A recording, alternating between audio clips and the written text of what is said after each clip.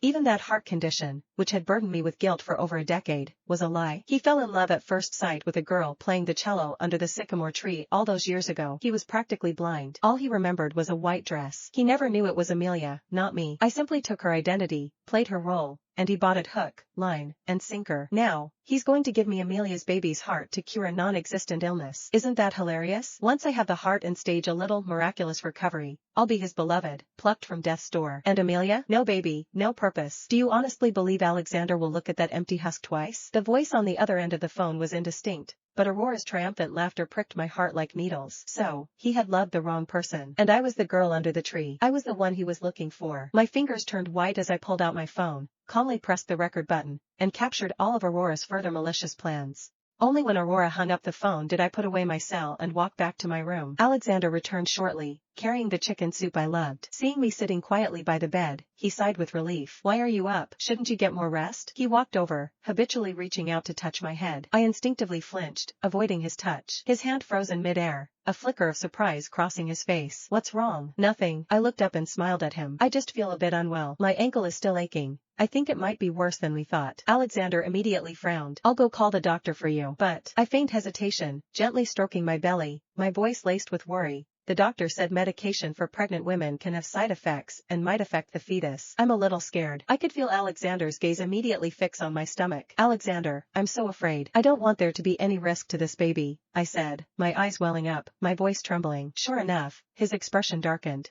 What he cared about most was the absolute health of this child. Then let's not worry about it for now, he decided immediately. But I really am uncomfortable. I looked at him, my voice breaking into a whimper. The doctor said if I leave it untreated, it could lead to permanent damage. I'm scared. This kind of stress might harm the baby. That sentence hit his weak spot. Alexander's expression shifted repeatedly before he walked out of the room. He returned shortly, followed by a woman in a crisp white coat. I recognized her instantly. Dr. Harper. She was the chief obstetrician at this private hospital. But more importantly, she had been Aurora's best friend since their university sorority days. Harper looked at me with a professionally detached gaze, though a flicker of disdain crossed her eyes. Alexander, Amelia seems very stressed, which could induce contractions. While her vitals are stable, I strongly recommend a special sedative to soothe her nerves, along with some nutrient fluids to help the fetus develop, Harper said, taking a tray with a small glass from a nurse. Alexander hesitated, his brows furrowed. Is it safe for the baby? Of course. I'm Aurora's best friend. Do you think I'd risk anything that could harm her future nephew? It's merely to grant her peaceful rest. And rest, Alexander, is the greatest gift we can give the baby now. Alexander nodded, his guard dropping instantly. He never questioned anyone in Aurora's inner circle. Thank you, Harper, he said, then turned to me, his voice softening. Amelia, listen to the doctor. Drink this and get some